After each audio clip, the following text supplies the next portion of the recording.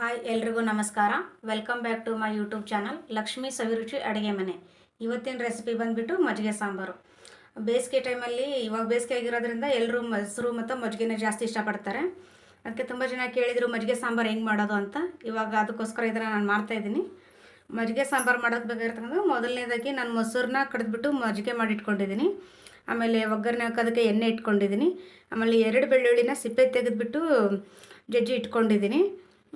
ಕರಿಬೇವು, ಆಮೇಲೆ ಸ್ವಲ್ಪ ಜೀರಿಗೆ, ಸಾಸಿವೆ, ಹಸಿಮೆಣ್ಸಿನ್ಕಾಯಿನ ಸಣ್ಣದಾಗಿ ಕುಟ್ಟಿ ಮಿಕ್ಸಿಗೆ ಹಾಕ್ಬಿಟ್ಟು ಖಾರ ಮಾಡಿ ಇಟ್ಕೊಂಡಿದ್ದೀನಿ. ಈ ಹಸಿಮೆಣ್ಸಿನ್ಕಾಯಿ ಹಾಕೋದ್ರಿಂದ ಟೇಸ್ಟ್ ಚೆನ್ನಾಗಿ ಬರುತ್ತೆ ಮಜ್ಜಿಗೆ ಸಾಂಬಾರಿಗೆ.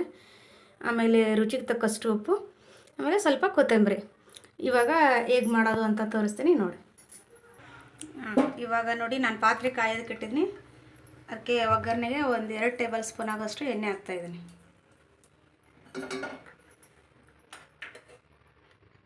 ಗ್ಯಾಸ್ನ ಮೀಡಿಯಮ್ ಫ್ಲೇಮಲ್ಲಿ ಇಟ್ಟಿದ್ದೀನಿ.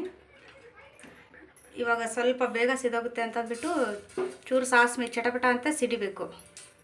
ನೋಡಿ ತೊಗೊಂಡು ಬರ್ತಾಯಿದೆ. ಸಿಡಿದಾದ್ಮೇಲೆ ಚೂರು ಜೀರಿಗೆ ಹಾಕ್ತಾಯಿದ್ದೀನಿ.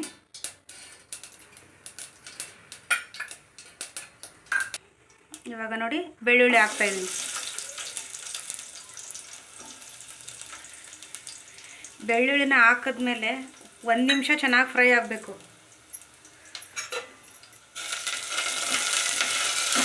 ಇಲ್ಲ ಅಂದರೆ ತಿನ್ನಬೇಕಾದ್ರೆ ಹಸಿ ವಾಸನೆ ಹಾಗೆ ಬರುತ್ತೆ. ಇದು ಬೆಳ್ಳುಳ್ಳಿ ಎಣ್ಣೆಲಿ ಚೆನ್ನಾಗಿ ಫ್ರೈ ಆಗೋವರೆಗೂ ಸ್ವಲ್ಪ ಮಿಕ್ಸ್ ಮಾಡಿ. ಇವಾಗ ನೋಡಿ ಬೆಳ್ಳುಳ್ಳಿ ಎಲ್ಲ ಚೆನ್ನಾಗಿ ಫ್ರೈ ಆಯಿತು. ಇವಾಗ ಕರಿಬೇವನ್ನ ಹಾಕ್ತಾಯಿದ್ದೀನಿ.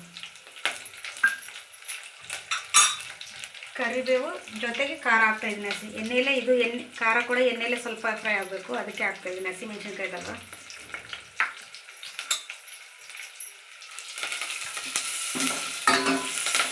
ಇವಾಗ ಗ್ಯಾಸ್ನ ತುಂಬ ಮೀಡಿಯಮ್ ಫ್ಲೇಮಲ್ಲಿ ಇಟ್ಕೋಬೇಕು.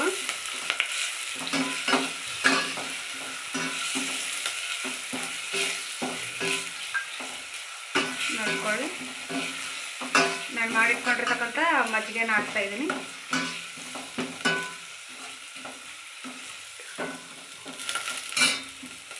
ಇವಾಗ ಹಾಕೋದಕ್ಕೂ ಮುಂಚೆ ಮಜ್ಜಿಗೆನ ಬಿಸಿ ಮಾಡಬಾರ್ದು, ಅದಕ್ಕೆ ಗ್ಯಾಸ್ನ ಆಫ್ ಮಾಡಿಬಿಟ್ಟು ಹಾಕ್ತಾಯಿದ್ದೀನಿ.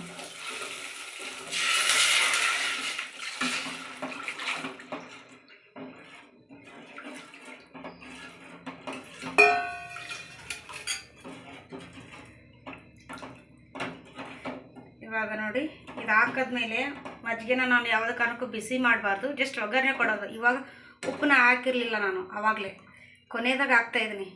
ಯಾಕಂದರೆ ಮಜ್ಜಿಗೆ ಸಾಂಬಾರಿಗೆ ಕೊನೆಯದಾಗ ಹಾಕಿದ್ರೆ ಟೇಸ್ಟ್ ಚೆನ್ನಾಗಬಾರ್ದು. ಇವಾಗ ರುಚಿಗೆ ತಕ್ಕಷ್ಟು ಉಪ್ಪು ಹಾಕ್ತಾಯಿದ್ದೀನಿ.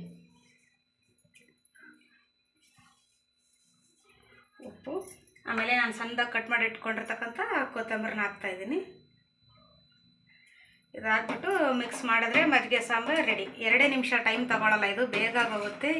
ಇದನ್ನು ಕುದಿಸೋವಾಗಿಲ್ಲ ಏನಿಲ್ಲ, ಜಸ್ಟ್ ಒಂದು ಒಗ್ಗರಣೆ ಹಾಕ್ಬಿಟ್ರೆ ಮಜ್ಜಿಗೆ ಸಾಂಬಾರು ರೆಡಿ ಆಗೋಗುತ್ತೆ. ಬೇಸಿಗೆ ಟೈಮಲ್ಲಿ ತಿನ್ನೋದಕ್ಕೆ ತುಂಬ ರುಚಿಯಾಗಿರುತ್ತೆ.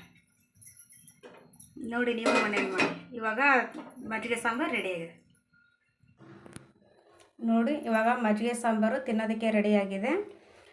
ತುಂಬ ಚೆನ್ನಾಗಿ ಟೇಸ್ಟಿಯಾಗಿ ಕೂಡ ಬಂದಿದೆ. ನೀವು ಮನೇಲಿ ಮಾಡಿ ಲೈಕ್ ಮಾಡಿ, ಶೇರ್ ಮಾಡಿ, ಕಮೆಂಟ್ ಮಾಡಿ. ಹಾಗೂ ದಯವಿಟ್ಟು ನನ್ನ ಚಾನಲ್ನ ಸಬ್ಸ್ಕ್ರೈಬ್ ಮಾಡಿ, ಈಗ ನಿಮ್ಮ ಸಪೋರ್ಟ್ ಮಾಡಿ.